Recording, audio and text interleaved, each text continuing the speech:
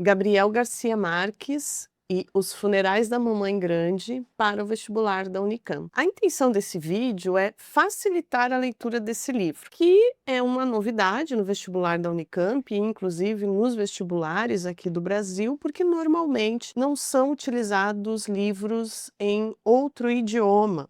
Já aconteceu no Rio Grande do Sul, na Universidade Federal do Rio Grande do Sul, há algumas situações na Universidade Federal do Paraná. A própria Unicamp utilizou Alice no País das Maravilhas, que inclusive é uma tradução que nós ficamos normalmente assim incomodados, porque há várias traduções, então qual efetivamente é a tradução que a universidade está buscando? E aqui nos Funerais da Mamãe Grande, a gente vai ter um livro então que em origem é composto em língua espanhola, mas como ele tem um contexto histórico bem importante e muito relevante para aquilo que acontece aqui no Brasil, acredito que tenha sido uma boa escolha ter trazido aqui Gabriel Garcia Marques e especialmente pelos contos. Nós normalmente falamos do Gabo para os íntimos, e eu vou me considerar íntimo, nós normalmente falamos do Gabriel Garcia Marques a partir dos textos dos romances. Em especial, 100 Anos de Solidão, que inclusive a gente já comentou aqui no canal, já falamos sobre a série que está disponível na Netflix e que teve aí suas dificuldades em realmente ter ido para as telas, porque o próprio Gabriel Garcia Marques acreditava que não haveria como fazer um roteiro para cinema ou para televisão, mas enfim, a Netflix fez, confere o vídeo para ver o que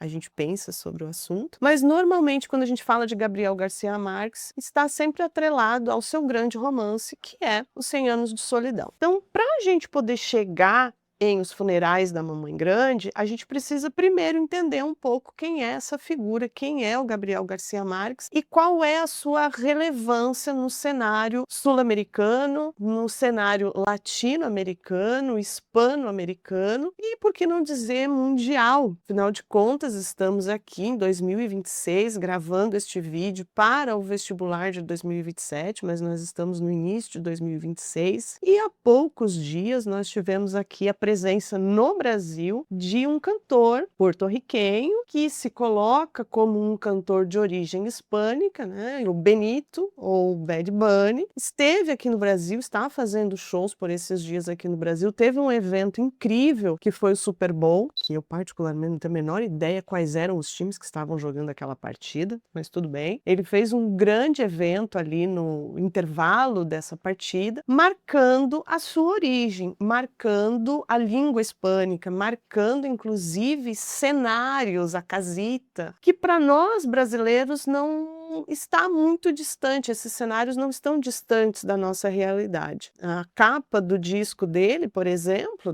das canções que estão ali, a capa são as cadeirinhas brancas nas bananeiras, então assim, não tem referência mais brasileira do que aquilo. E aí quando a gente olha para aquilo, a gente acaba se reconhecendo naquilo. O próprio show e o evento, que é um casamento, né, ele vai fazer uma construção de ideia de um casamento popular, nós vamos ter várias cenas que muito provavelmente a maioria de nós aqui já vivenciou. Então, a criança que dorme na cadeira, ao som daquele barulho todo da festa, os postes que tem lá um curto-circuito, então aquilo tudo é muito próximo de nós. Muito provavelmente a gente virou as costas, nós brasileiros, por sermos de uma cultura de origem portuguesa, talvez a gente tenha virado as costas para essa latinidade e agora em 2026 isso está sendo retomado de alguma forma. No entanto, o Gabriel Garcia Marques já havia feito esse movimento na literatura. Então a gente precisa voltar efetivamente no tempo,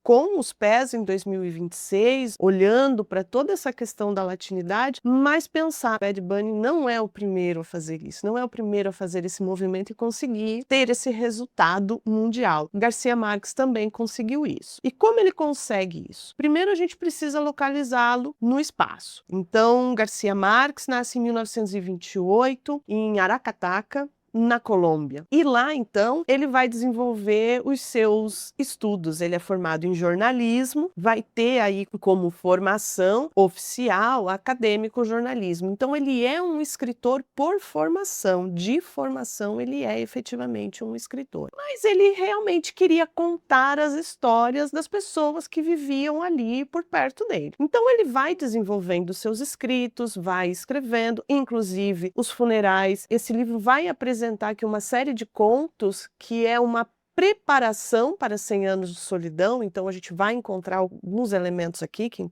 vou falar na sequência, mas aqui a gente já vai encontrar alguns elementos que mais tarde serão aproveitados lá em 100 anos de solidão. Ali nos anos de 1950, final dos anos 50, vai acontecer um evento histórico que muito provavelmente você já estudou. Para você que vai fazer o vestibular, você já estudou esse evento nas aulas de história, que é a Revolução Cubana. Então, por que eu estou falando de Revolução Cubana? Porque é o primeiro grande movimento de libertação após a libertação das colônias hispânicas. Então, nós temos ainda alguns países que eram, até ali no começo do século XX, ainda colônia da Espanha. Eles vão se libertando aos poucos, assim como o Brasil fez, 1822, mais cedo, mas os países foram efetivamente virando países independentes, até que, em um determinado momento, ali na década de 50, Cuba está vivendo sob um regime ditatorial, então eles já estavam em um regime de ditadura, só que esse regime ele era servil aos Estados Unidos. Na figura Fidel Castro e seus aliados, eles vão efetivamente fazer uma revolução e mostrar que há uma possibilidade de se fazer uma América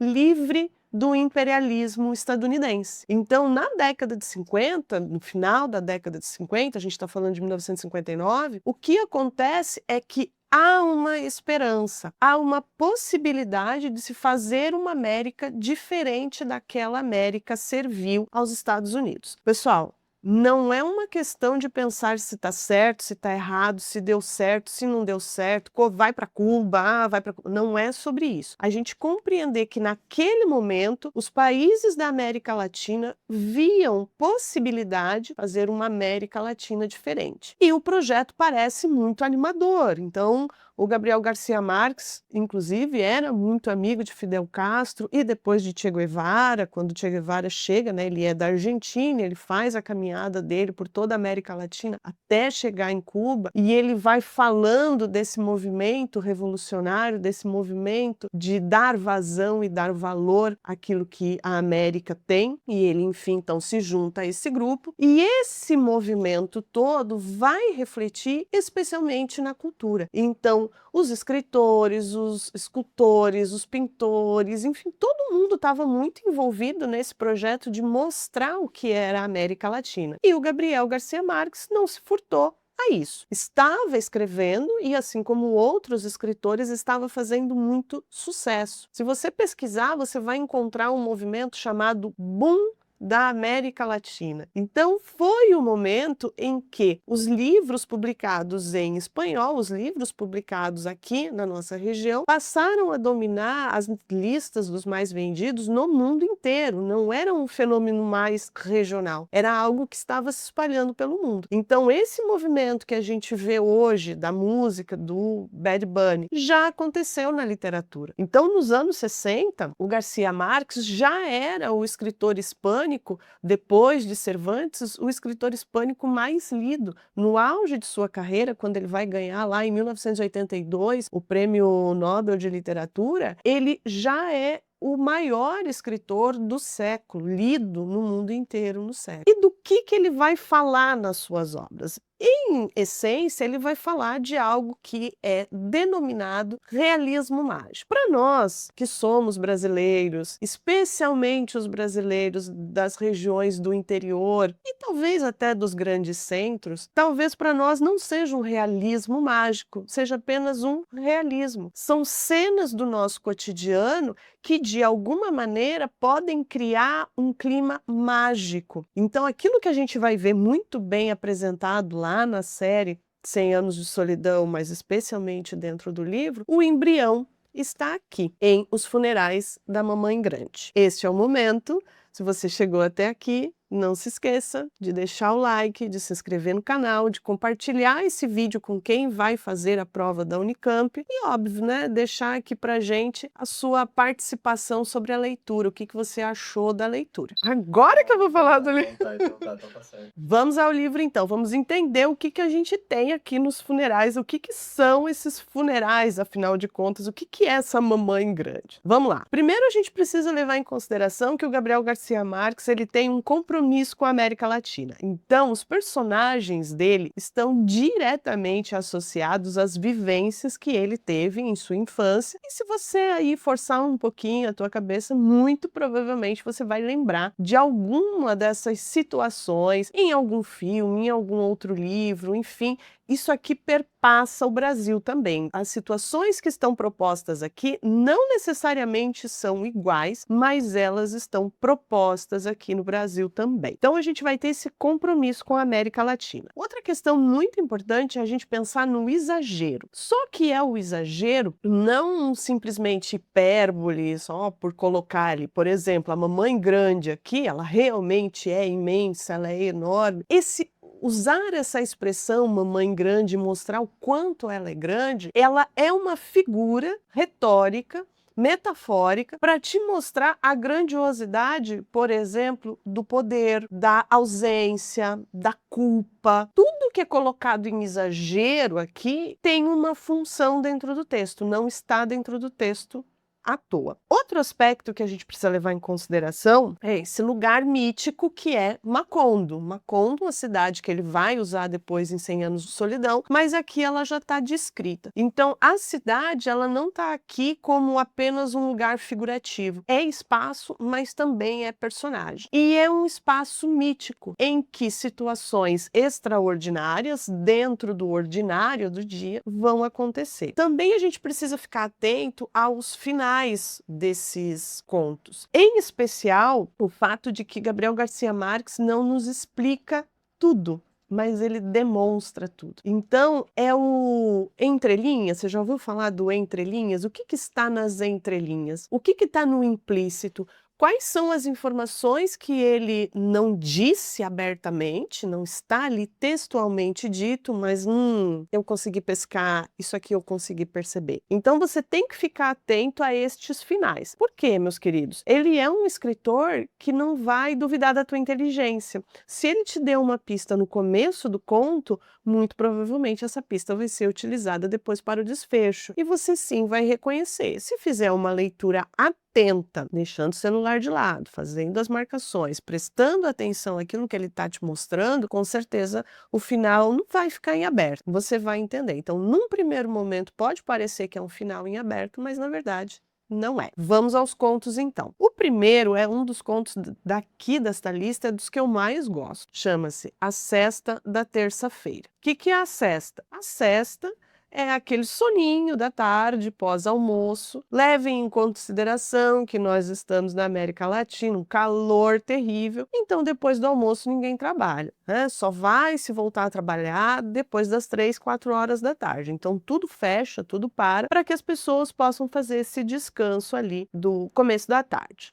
Pois bem, uma mulher e sua filha chegam de trem a esta cidade. E elas estão buscando o cemitério, elas estão buscando a cova do filho dessa mulher. Então, o que a gente tem aqui, esse movimento dessa mulher chegar na cidade completamente vazia, silenciosa, afinal de contas é o momento da sesta, e ela estar procurando justamente pela morte, procurando justamente o cemitério. O padre vai dar uma atenção, ou talvez nem dê tanto assim uma atenção a ela, mas há esse mistério no ar. Por que esse rapaz foi morto? O que aconteceu para esse rapaz ser morto? Por que ela faz essa viagem de tão longe para ir ao cemitério? Afinal de contas, ele já nem está mais vivo, ela não vai encontrá-lo vivo. Então aqui a gente vai ter esse primeiro movimento mítico de chegar no horário em que não tem ninguém acordado, é dia, mas não tem ninguém acordado, e ela está justamente procurando por uma cova no cemitério. O segundo conto chama-se Um Dia Desses. E esse aqui a gente tem as relações de poder muito bem estabelecidas. E como essa relação de poder ela pode se inverter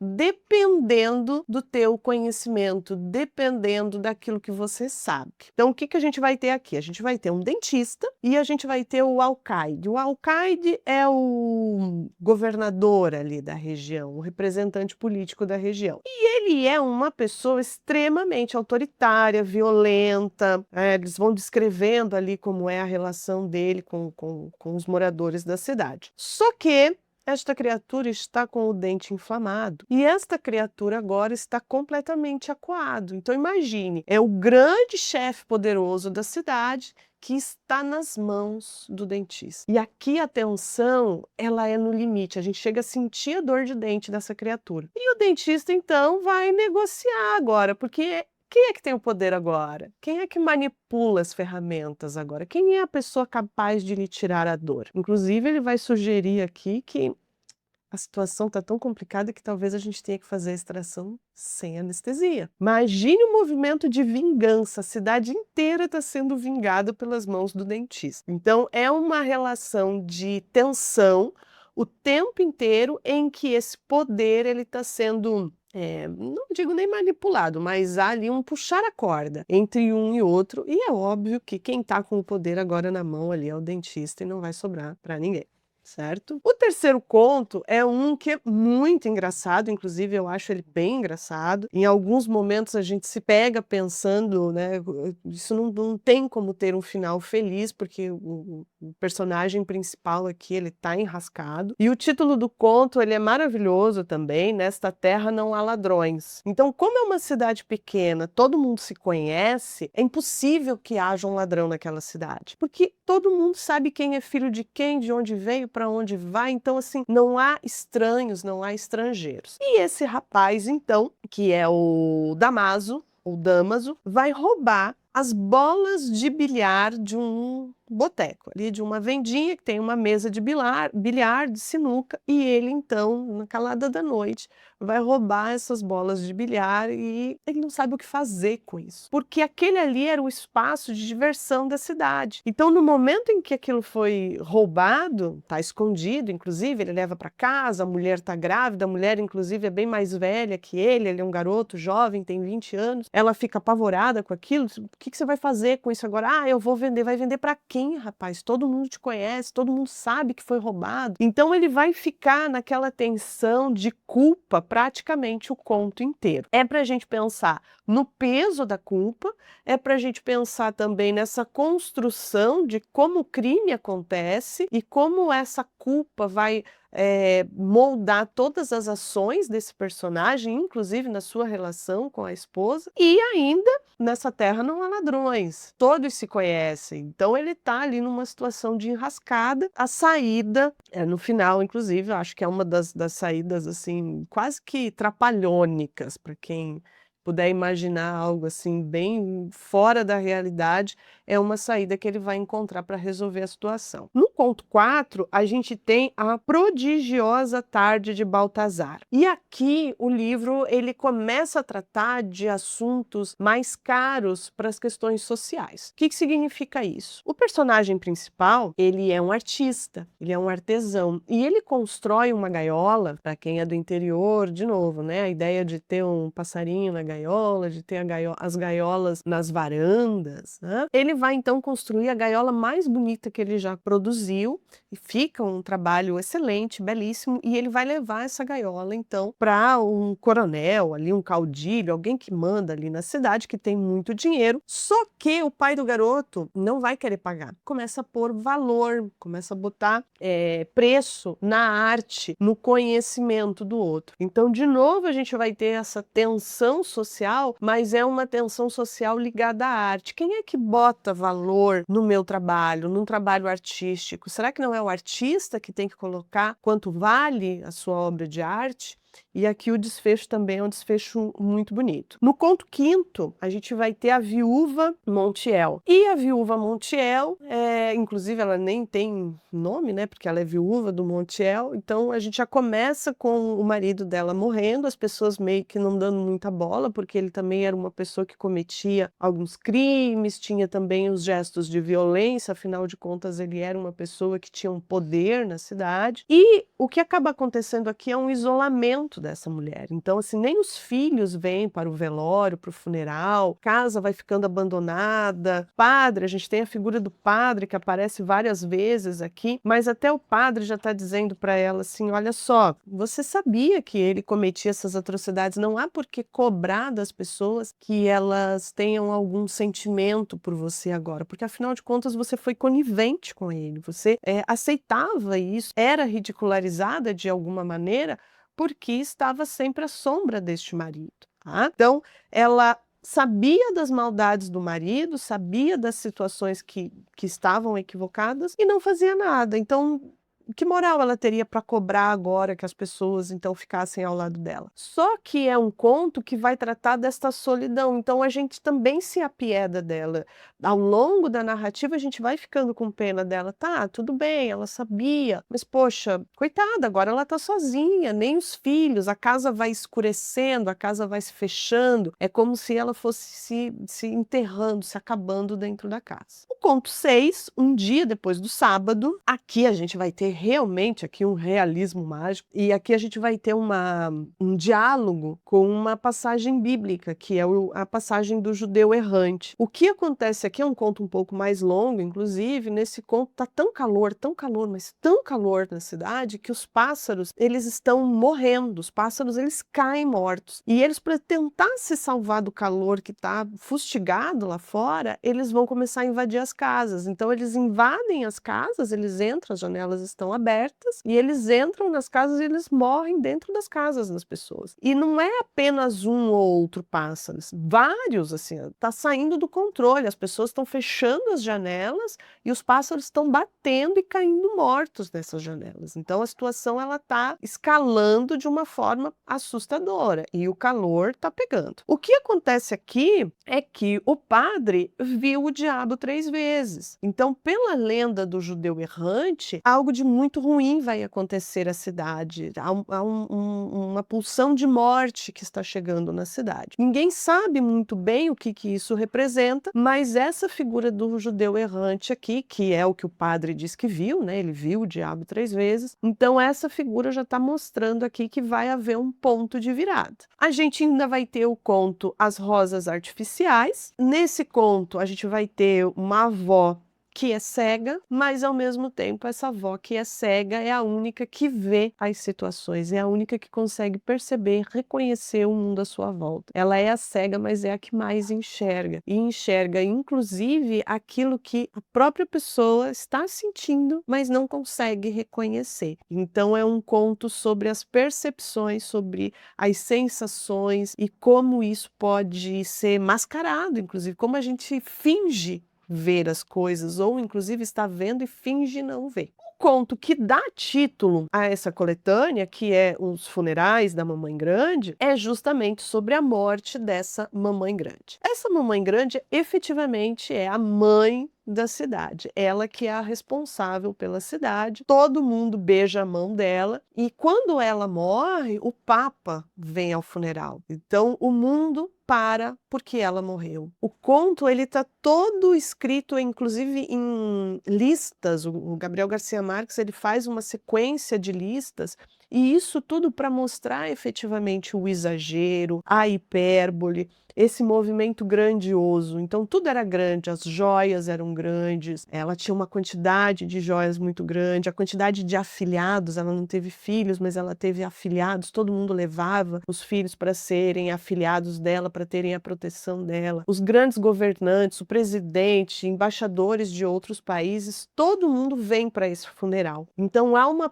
preparação grandiosa para esse funeral. No entanto, na hora que acaba esse funeral, há um movimento de alívio, há uma sensação de alívio, que inclusive se dá na temperatura, no vento, na brisa, é como se o clima mudasse depois que ela é sepultada. Então nós temos todo esse movimento de poder, de visualização do poder dessa mulher, porque enfim, ela morreu e o narrador está contando pra gente quem é, está nos dizendo por que o Papa está atravessando o oceano para vir ao funeral dessa mulher. Então tudo o que ela conquistou, tudo o que ela criou, tudo o que ela fez, todas as terras que ela agregou, a construção dos estados à sua volta, é como se tudo tivesse circulando em volta dela e ela fosse a grande detentora de poder. Então a gente tem esse primeiro movimento do conto até o seu enterro, que é um movimento de muito exagero. No momento em que ela é sepultada, é como se uma nova era se iniciasse ali, é como se um novo momento se iniciasse a partir disso. O que a gente vê na figura dessa mulher também é solidão. Então, em todos os contos do Gabriel Garcia Marques que há essa situação de poder, a gente vê a solidão atrelada a esse poder. Quem tem poder é solitário. Quem é poder não tem com quem dividir, não consegue dividir com ninguém os seus sentimentos, as suas dores, tem que se mostrar forte o tempo inteiro. Então, desde a mamãe grande até o alcaide que vai ter que ir lá tirar o dente lá que está incomodando, a gente vê que ter poder não é sinônimo de felicidade, não é sinônimo de bem-estar. Quem tem poder está preso a esse poder, fica refém desse poder, vai viver na solidão, vai viver no isolamento, não vai ter companhia, não vai conseguir dividir sua vida. Esse livro, ele não é um livro difícil de ser lido, você pode ler tranquilamente um conto por dia, inclusive voltar a esses contos, fazer aí um comparativo entre um conto e outro. No geral, a linguagem é uma linguagem muito fluida, o Gabriel Garcia Marques tem essa característica de ter uma linguagem fluida, apesar de ser dito que as listas, as repetições e até mesmo as hipérboles podem talvez prejudicar a tua leitura, mas te digo que não, porque é justamente isso que vai criar aqui um caráter estético para o texto, vai dar uma harmonia para o texto e só vai fazer sentido eu entender esse poder, esse isolamento, os funerais grandiosos da mamãe grande, eu só vou conseguir entender justamente porque ele carrega aqui nas hipérboles. Então é uma leitura, em geral, muito tranquila, muito fluida, que dá para fazer aí tranquilamente, sem grandes problemas de linguagem. E se você já me conhece, sabe que além de literatura, eu também sou professora de redação. Então, se você quiser melhorar a sua redação, aprofundar os teus conhecimentos em redação, entra aqui no link que você vai conhecer o nosso curso premium, o nosso curso preparatório para todas as bancas, inclusive o Enem. Não se esqueça de deixar um like, de se inscrever no canal para continuar recebendo os nossos conteúdos e nós nos vemos nos próximos vídeos. Tchau!